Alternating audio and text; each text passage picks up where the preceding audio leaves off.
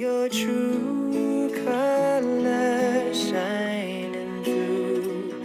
I see your true colors. Granger Elementary is a very diverse culture. Each of our students come from various backgrounds, speak different languages, and our students are very unique in what they've experienced. Some are refugees coming clear from Africa. Some are local natives that have been here their whole lives. So Granger is a very unique atmosphere, and as soon as you walk into the school, a big banner welcomes you in every language, representing all the diverse cultures Granger has. Now the school has a motto saying that we are family. Granger is very true to this, as all of the students there, when they are there to help each other and to guide each other and to support one another. They do a great job at making you feel like you are family when you walk through the door. That's why I love you. This is a chart of the ethnic distribution at Granger School. There are 673 students, or 61.4% of the student population at Granger that identify as Hispanic, making up the largest segment of the student body. And you can see blue represents white, the purple represents Asian, the orange represents black. There's a lighter shade of orange on here, which is 2 or more races, which you can barely see. And the pink represents American Indian, and blue Pacific Islander. This chart is students with limited English proficiency. 37% of students at Granger School do have a limited English proficiency, which I thought this chart was really interesting because it takes the breakdown of ethnicity. Granger represents the turquoise color. So you can see here 31% of Asian students, 50% of Latinx students, and 8% of white students. And 0% of students were black. I've always been curious about behavior, so I found this out-of-school suspension chart to be very interesting, where 1% of the students at this school were disciplined with out-of-school suspension. Now, clearly, the learning disabled have higher numbers, whereas males represent higher populations, and then the whites coming in here, and then Latinx representing the next, and then English learners. So I thought this was an interesting breakdown of how the discipline is done at Granger.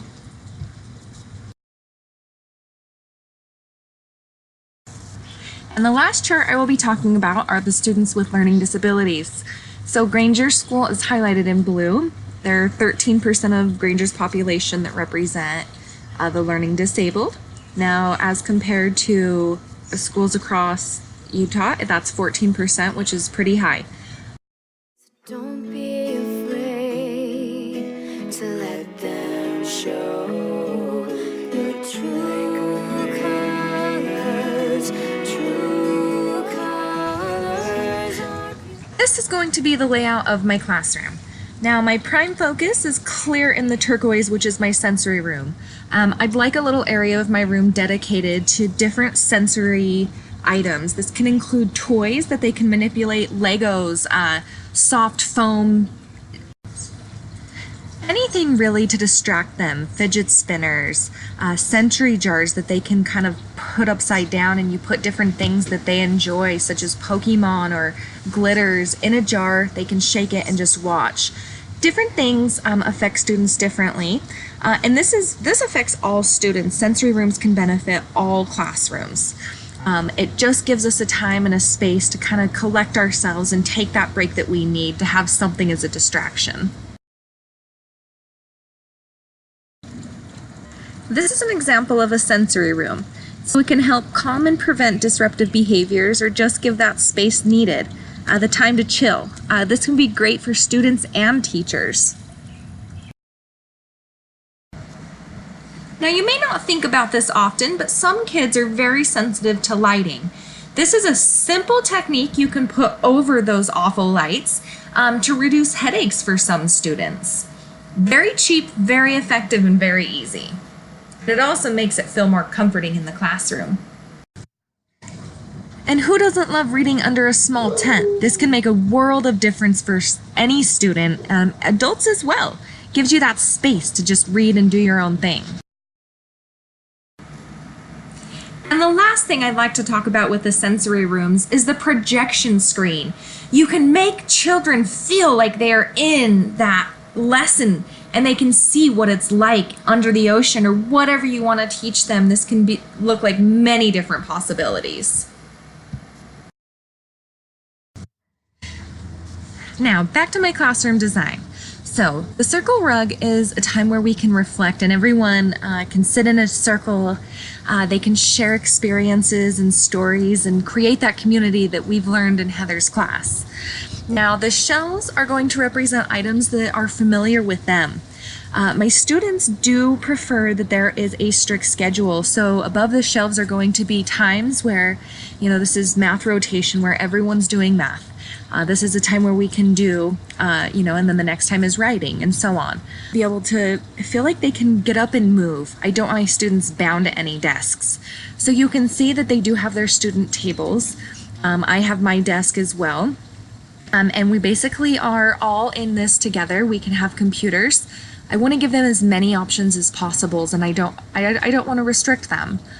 So I do also want to note that there is a fridge and a sink in my classroom where they can access food at any times. A lot of my students with severe disabilities have a hard time eating, so whenever they feel hungry, I want them to be able to grab something and snack, or grab a drink. This would be a poster that I would definitely post on the wall, reading, "Once social change begins, it cannot be reversed. You cannot uneducate a person who has learned to read. You cannot humiliate the person who feels pride. You cannot oppress the people who are not afraid anymore. We have seen the future, and the future is ours," by Cesar Chavez. And this being another poster quoting, "However difficult life may seem, there is always something you can do to succeed at it," by Stephen Hawking.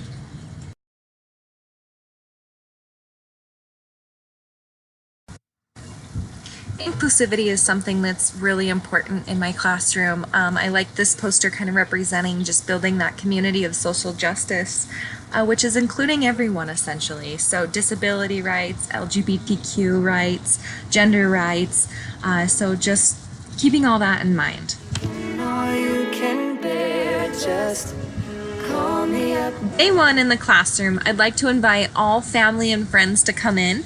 All you're going to need is a piece of paper, very simple, some markers, various colors and different ones, and create this family community.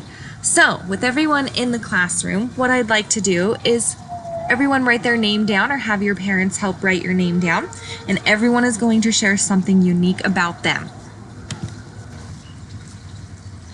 I chose to do something unique about my name, so Mrs. Courtney, it is unique in its name, and then a little bit about my story. So that's just a little example. And then we can all go around the circle and share each other's story and get to know a little bit about each other and share different unique talents and different likes and interests and just get to know each other as a class.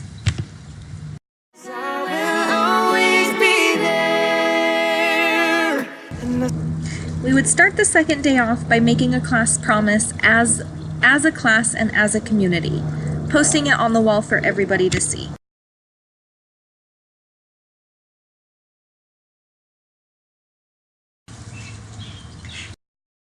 And this is going to be where everyone's sitting in a circle, you turn to the next person and you make the silliest face you can muster.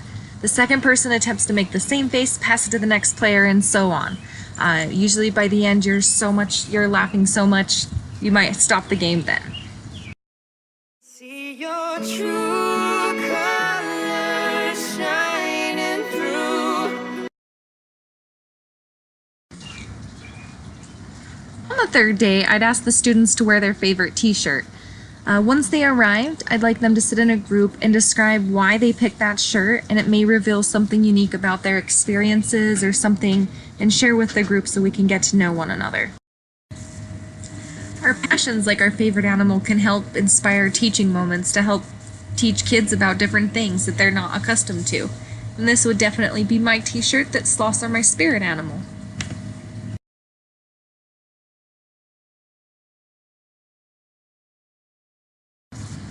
each classroom is so different that I really want the kids to be able to take part in decorating the classroom to what they like.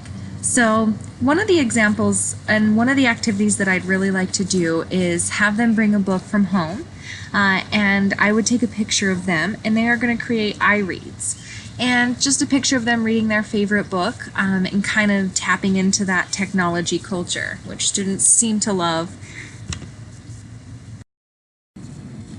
Building your classroom and your classroom community takes a lot of reflection. You may change things along the way, and you may adapt to different ideas, and depending on the culture of the classroom, that may be some signs that you need to change as well. So you always just need to be open and keep always searching for something new and different.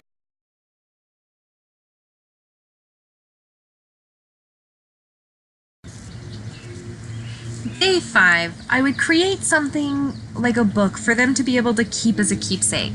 Now, this book isn't just for the first week. However, there are going to be pages like what their friends' names were and what made them think of them and who was in their class, and the things that they learned throughout the week. And maybe post pictures or draw pictures or say different things to help them remember. So this is a little bit, it's easy to bind your own books, and have the students create their own.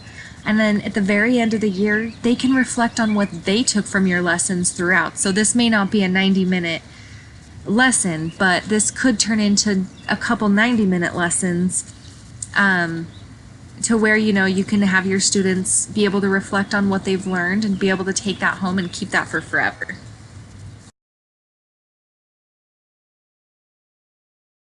I see your true colors.